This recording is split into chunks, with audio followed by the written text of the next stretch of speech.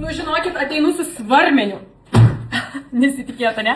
Realiai, va čia yra mūsų taupyklė, kurią matėt ne kartą, iš kur čia vyra, net neįsivaizduoju iš šonų tikriausiai. Šitą taupyklę esat matę ne kartą ir aš jums galiu pasakyti, tokią taupyklę turėti labai smagu ir faina, kiekvienuose namuose, tik užėjus namo, išberti savo piniginės, kai lieka kažkokių grinų. Čia yra ir po 5 ir po 10 eurų, jau tiesiog jie suminkyti, bet daugiausia yra po 2, po eurą.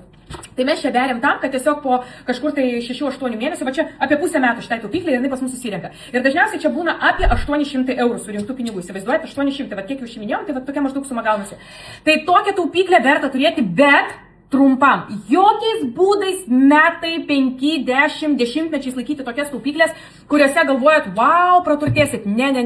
Jūs išeinat pro duris ir čia įmetę pinigus iš vakaro, jie jums neuždirba nei 1 cento. Jums čia pinigai nedirba nei kiek. Jums pinigai turi dirbti. Jeigu jau kažkur įdedat, įnešat, kažkur kažką, va, pavyzdžiui, nusipirkau ten telefoną, nu tai bet jis tau džiaugsmą neša, ne? Nusipirkai ten ausinės kažkokias, nusipirkai kompą, dar kažką, tai tu sumokėjai ir tu su tuo dalyku dirbi ir uždirbi dar daugiau pajamų. Čia jūs įdėjot ir viskas. Ta prasme, ir prapuolė pinigai. Ta prasme, jie guli ir jie jums neuždirba papildomai. Tai visą laiką rekomenduoju turėti tokią taupyklę. Čia ir dabar, va, jums čia prireikia kokių 300 eurų, jūs pasiėmėt ir nejaučiat, kad pasiėmėt iš savo krepšelio. Bet jeigu jūs norite ilgainiui sutaupyti ir investuoti, turite pirmiausia pradėti nuo kaupiamojo gyvybės draudimo arba vienkartinės įmokos, jeigu jūs ją esate sutaupę. Įsivaizduokit, čia yra banko kortelėje, kur guli dabar pas jūs 2000 eurų. Tai jūs galite juos tiesiog pasiimti, įdėti pas mus ir iškart pradės veikti pinigai su palūkanom. Arba tokias taupyklės tiesiog paturėti, bet kuo greičiau per metus laiko juos, kaip sakau, ištaškyti tos pinigus kažkokiam dalykui. Arba įsidėti savo esamą sutartį kaupiamajam gyvybės draudime.